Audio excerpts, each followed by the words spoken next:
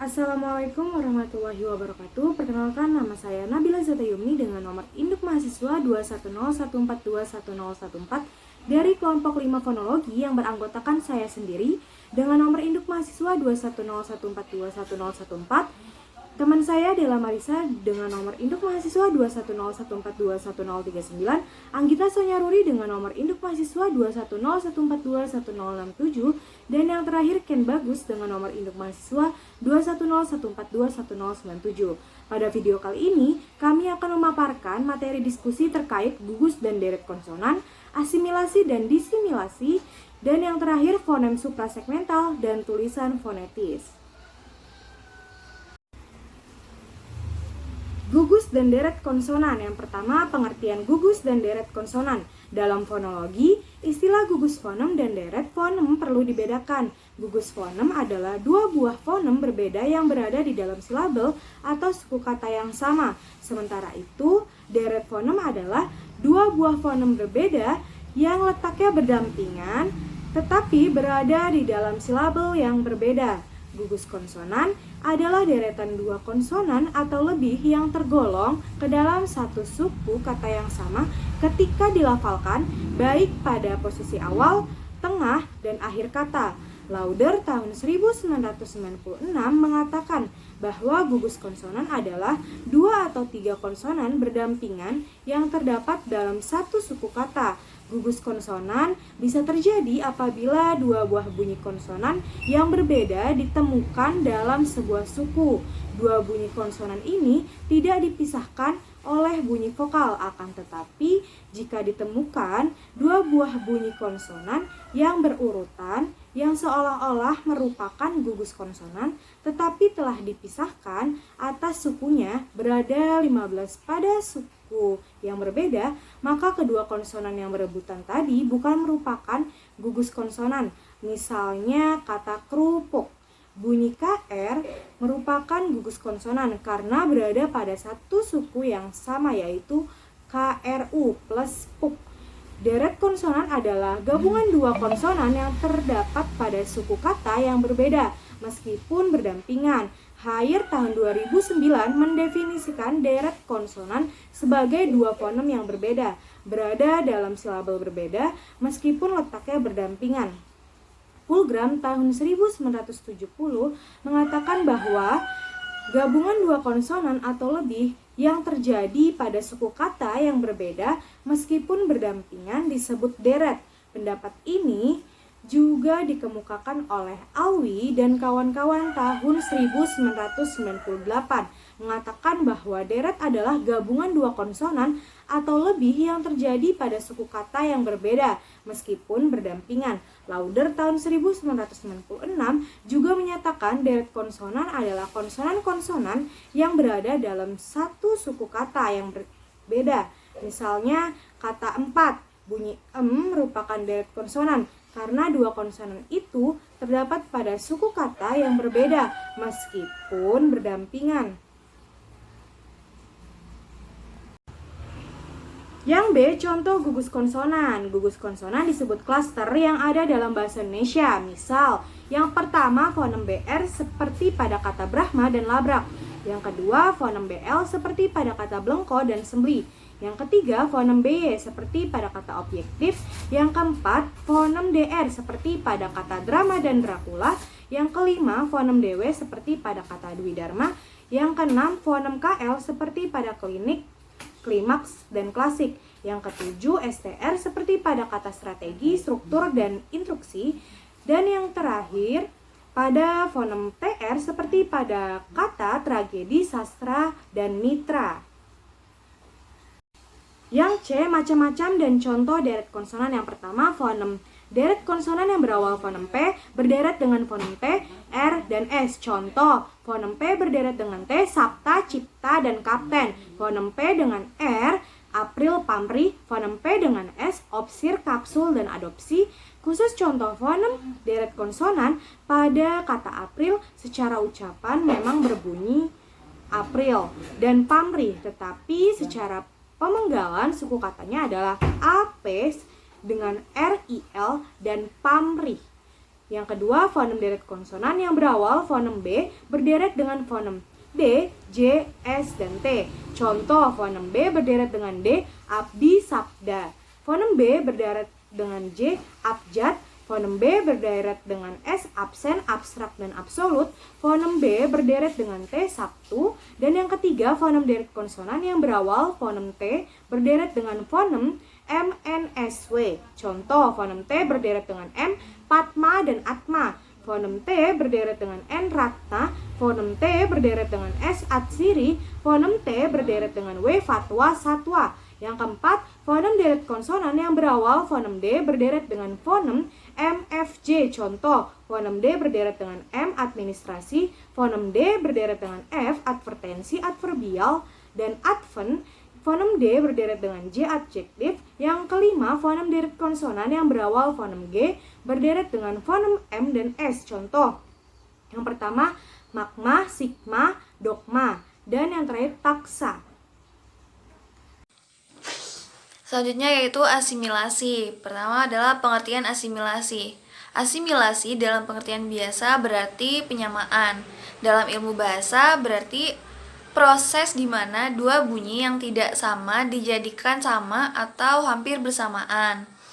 Asimilasi adalah peristiwa berubahnya sebuah bunyi menjadi bunyi yang lain akibat dari bunyi yang ada di lingkungannya, sehingga bunyi itu menjadi sama atau mempunyai ciri-ciri yang sama dengan bunyi yang mempengaruhinya. Menurut Abdul Chair, asimilasi menurut Harimurti Kridalaksana adalah proses perubahan bunyi yang mengakibatkannya mirip atau sama dengan bunyi lain di dekatnya. Misalnya huruf Latin AD ditambah similis menjadi asimilis. Selanjutnya adalah proses asimilasi. Dalam buku Katamba tahun 1991 halaman 86 dijelaskan ada 6 proses asimilasi. Yang pertama adalah palatalisasi. Nah, palatalisasi adalah munculnya bunyi palatal pada suatu kata. Katamba menyebutkan bahwa the effect of the fronting is that the velar consonant is made partly in the palatal region. Palatalization is not limited to velar consonant. Akibatnya adalah sebagian konsonan velar masuk ke dalam lingkungan palatal. Palatalisasi tidak terbatas untuk konsonan velar. Contohnya terdapat dalam bahasa Indonesia, yaitu munculnya bunyi palatal N pada kata mencari menjadi mencari, menjual menjadi menjual. Selanjutnya yaitu labialisasi. Labialisasi adalah munculnya bunyi labial pada suatu kata. Contohnya terdapat dalam bahasa Indonesia seperti dua menjadi dua. Selanjutnya ada asimilasi bunyi. Asimilasi bunyi adalah penyesuaian bunyi berdasarkan lingkungan. Contohnya dalam fiksasi atau penjamakan dalam bahasa Inggris, yaitu penggunaan is, z, dan s. Jadi contohnya adalah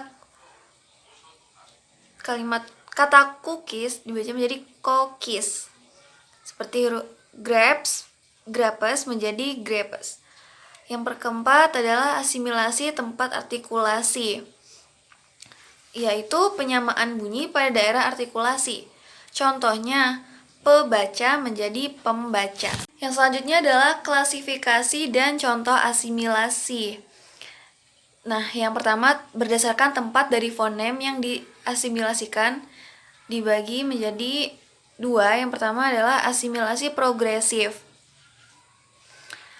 Ya, bila bunyi yang diasimilasikan terletak sesudah bunyi yang mengasimilasikan. Contohnya dalam bahasa Indonesia belum dapat ditemukan, tetapi untuk memperjelas proses ini dapat diambil suatu contoh dari bahasa asing, yaitu Latin kuno, yaitu kolnis, jadi kolis. Dalam contoh di atas, fonem N diasimilasikan dengan fonem L yang mendahulinya. Yang kedua adalah asimilasi regresif, yaitu bila bunyi yang diasimilasikan mendahului bunyi yang mengasimilasikan. Contohnya adalah al-salam dalam bahasa Arab menjadi as-salam. In ditambah perfect dibaca sama dengan imperfect, tetapi dibaca imperfect, seperti itu. Yang kedua yaitu berdasarkan sifat asimilasi itu sendiri. Ya ada dua. Yang pertama adalah asimilasi total, yaitu bila dua fonem yang disamakan itu menjadi serupa. Contohnya dalam kata in tambah moral, jadi immoral, sedangkan immoral M-nya jadi hanya satu. Yang kedua itu asimilasi parsial, yaitu bila kedua fonem yang disamakan itu hanya disamakan sebagian saja. Contohnya in tambah port, import, jadi impor. Yang ketiga yaitu berdasarkan perubahan fonem. Yang pertama ada asimilasi fonetis.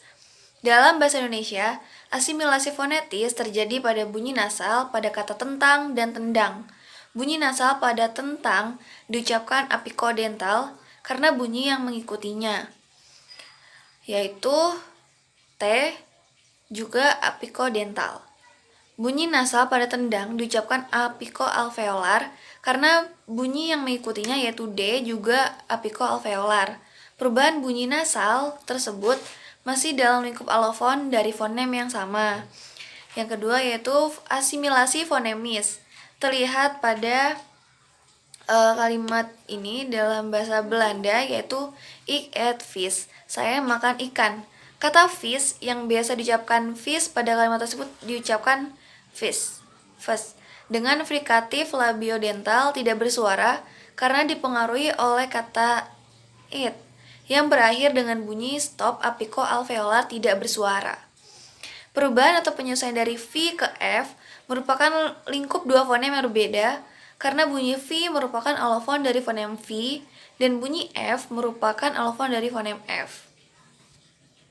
Saya Anggita Sunyaruri dengan NIM 21014211067 akan menjelaskan materi selanjutnya tentang rumus asimilasi. Rumus asimilasi diturunkan dari rumus fonologi yang berfungsi memformulasikan sebuah rumus untuk mengetahui segmen mana saja yang berubah dan dalam kondisi apa segmen bunyi-bunyi tersebut berubah. Hal itu dikatakan oleh Suhendra Yusuf pada tahun 1998.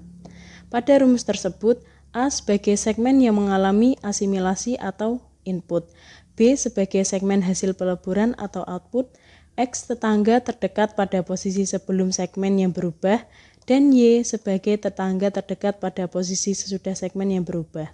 Selanjutnya, pengertian dan contoh disimilasi. Disimilasi adalah perubahan sebuah fonem yang berdekatan satu sama lain menjadi fonem yang berbeda. Contoh disimilasi yang pertama, kata cita dalam bahasa Sangsekerta menjadi cipta dalam bahasa Indonesia, meskipun istilah cita juga masih ada. 2. Kata jenma dalam bahasa Sangsekerta menjadi jelma pada bahasa Indonesia. Nasal pertama berubah menjadi L. Yang ketiga, kata bahasa Indonesia belajar berasal dari penggabungan prefik ber dan bentuk kata dasar ajar.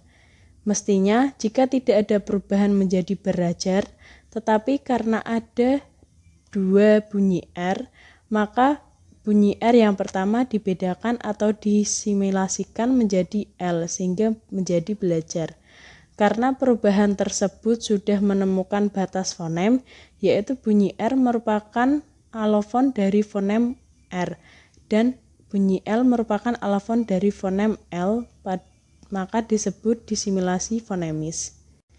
Yang keempat, kata sayur mayur adalah hasil proses morfologis pengulangan bentuk dasar kata sayur. Setelah diulang, bunyi S pada bentuk sayur mengalami perubahan menjadi bunyi M, sehingga menjadi sayur mayur. Karena perubahan itu sudah menembus batas fonem, yaitu bunyi S merupakan alofon dari fonem S dan bunyi M merupakan alofon dari fonem M. Maka perubahan itu juga disebut disimilasi fonemis. Selanjutnya, fonem suprasegmental dan tulisan fonetis. Pengertian fonem suprasegmental. Fonem suprasegmental adalah fonem yang keberadaannya harus berada bersama-sama dengan fonem segmental. Fungsi dari unsur suprasegmental adalah untuk memperjelas pengucapan bunyi bahasa dengan lafal, tekanan, intonasi, dan jeda yang tepat, dapat memperjelas isi turunan. Jika sebaliknya, ketidaklaziman dalam pengucapan lafal, intonasi, dan jeda dapat mengganggu penyampaian informasi yang ada pada tuturan tersebut. Selanjutnya, klasifikasi fonem suprasegmental. Klasifikasi bunyi-bunyi fonem suprasegmental dalam bahasa Indonesia sebagai berikut. Yang pertama, tinggi, rendah, atau nada, tona, pitch dalam bahasa Indonesia. Dalam penuturan bahasa Indonesia, tinggi rendahnya atau nada suara tidak fungsional atau tidak membedakan makna. Ketika penutur mengucapkan aku membaca buku dengan nada tinggi, sedang, atau rendah, maknanya sama saja. Begitu juga dalam tingkatan lingual yang lebih besar seperti frasa, klausa, dan kalimat. Bahkan penuturan yang diucapkan secara berlagu seperti yang dinyanyikan, maknanya sama dengan ketika diucapkan secara biasa. Oleh karena itu, dalam kaitannya dengan pembedaan makna, nada dalam bahasa Indonesia tidak morfemis. Walaupun demikian, ketidakmorfemisan ini tidak berarti nada tidak ada dalam bahasa Indonesia, tetapi dapat membedakan maksud pada tataran kalimat deklaratif, imperatif, dan interrogatif. Hal ini dapat kita lihat dalam contoh bahasa Indonesia, makan tanpa tanda apapun yang berarti memberitahukan bahwa sedang makan. Berbeda jika makan diberikan tanda tanya, berarti menanyakan tentang makan, dan jika makan disertai tanda seru, berarti menganjurkan agar segera makan. Selamat pagi, saya akan melanjutkan materi yang telah dijelaskan oleh Anggita. Yang kedua, keras lemah, tekanan, aksen, stres dalam bahasa Indonesia. Berbeda dengan nada, tekanan dalam tuturan bahasa Indonesia ini berfungsi untuk membedakan makna dalam tataran kalimat, tetapi tidak berfungsi untuk membedakan makna dalam tataran kata. Sebagai contoh, besok polisi akan melakukan razia. Kata besok mendapatkan tekanan yang artinya besok polisi ini akan melakukan razia. Lalu kalimat kedua, besok polisi akan melakukan razia. Kata polisi mendapatkan tekanan yang artinya yang akan melakukan razia adalah polisi. Lalu yang ketiga, panjang pendek, durasi dalam bahasa Indonesia. Tak jauh berbeda dengan tekanan, durasi, atau panjang pendek ucapan dalam bahasa Indonesia tidak fungsional dalam tataran kata, tetapi fungsional dalam tataran kalimat. Dalam tataran kata sebagai berikut, jangan, bisa juga jangan, atau jangan. Dalam tataran kalimat sebagai berikut, jangan kamu ke sana. Lalu, saya kecewa sekali. Yang keempat, kesenyapan, jeda dalam bahasa Indonesia. Dalam bahasa Indonesia, jeda ini terasa lebih fungsional bila dibandingkan dengan suprasegmental lainnya. Perhatikan perbedaan jeda kalimat pada berikut. Yang pertama, walaupun sakit, jeda, jiwa Eko tetap semangat. Kalimat kedua, walaupun sakit jiwa, jeda, Eko tetap semangat. Bila disambung, walaupun sakit, jiwa Eko tetap semangat. Kalimat dua, walaupun sakit jiwa, Eko tetap semangat. Bisa dilihat perbedaannya. Lalu ada tulisan fonetis. Pengertian tulisan fonetis. Tulisan fonetis adalah tulisan yang digunakan untuk mencatat atau mentranskripsi bunyi-bunyi bahasa secara detail dalam rangka penyelidikan bahasa, terutama penyelidikan bunyi-bunyi oleh fonetik dan fonemik. Contoh tulisan fonetis: 1. Bukannya nggak ada, ntar katanya Sabtu baru datang lagi. Kalau mau pesan sekarang boleh kok. Yang kedua, bisa dilihat contohnya. Keterangan: bagi orang awam, kalimat 1 pasti bisa dibaca dengan mudah, tetapi kalimat 2 belum tentu bisa dibaca dengan benar. Secara teknik penulisan dan set huruf oleh ahli bahasa dikenal sebagai grafem atau karakter yang digunakan antara tulisan fonetis dengan tulisan biasa. Tentu terlihat perbedaannya. Sekian paparan dari saya, terima kasih.